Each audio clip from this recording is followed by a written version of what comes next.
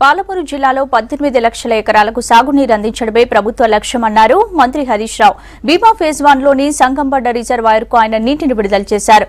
పాలమూరులో సుడిగాలి పర్యటన చేసిన హరీష్ మహబూబ్ నగర్, దేవరకద్ర, ముక్తల్ నియోజకవర్గాల్లో పలు అభివృద్ధి కార్యక్రమాల్లో పాల్గొన్నారు.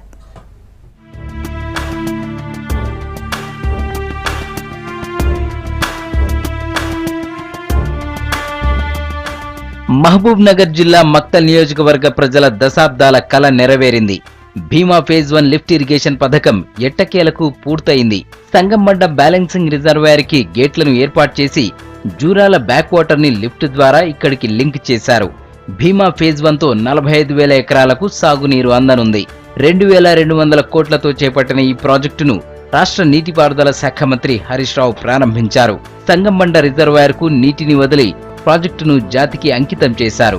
పాలమూరు జిల్లాలో పెండింగ్ ప్రాజెక్టులన్నింటినీ పూర్తి చేసి వచ్చే ఖరీఫ్ నాటికి 8 లక్షల ఎకరాలకు సాగునీరు అందిస్తామన్నారు మంత్రి హరీష్.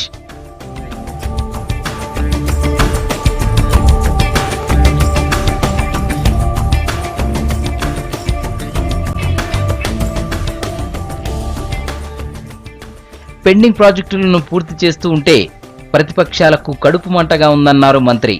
టీడీపీ, కాంగ్రెస్లు చంద్రబాబు ఎజెండాను అమలు చేస్తున్నాయని మండిపడ్డారు. మల్లన్న సాగర్ను నిర్మించవద్దని మహారాష్ట్రతో కాళేశ్వరం ప్రాజెక్టు ఒప్పందం రద్దు కోరుతూ రాష్ట్రపతి, గవర్నర్ను కలవడంపై హరీష్ రావు మండిపడ్డారు. చంద్రబాబు డైరెక్షన్ రేవంత్, రావుల, రమణల యాక్షన్ గా మారిందని ఎద్దేవా చేశారు.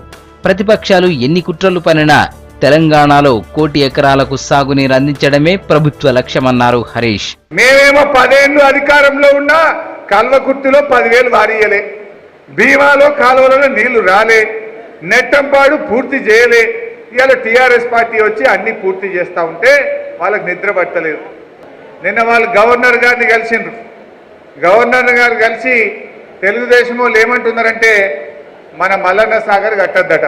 నాకు ఎంత బాధ కలిగిందంటే రాష్ట్రం ఏర్పడక ముందంటే ఆంధ్రోలకు సద్దులు మోస్తే మోసిండ్రు. ఏరువాటంక కూడా ఇంకా చంద్రబాబుకే సద్దులు మోస్తారట ఈ తెలంగాణ తెలుగుదేశం దద్దమ్మలు. అంతకుముందు మహబూబ్ నగర్, దేవరకద్ర, మక్తల్ నియోజకవర్గాల్లో పర్యటించి పలు అభివృద్ధి కార్యక్రమాల్లో పాల్గొన్నారు మంత్రి హరీష్ రావు. దేవరకద్ర మార్కెట్ యార్డును ఆకస్మికంగా తనిఖీ చేశారు. సంగంబండలో కొత్తగా నిర్మించిన ఎస్సీ గురుకుల పాఠశాలను ప్రారంభించారు.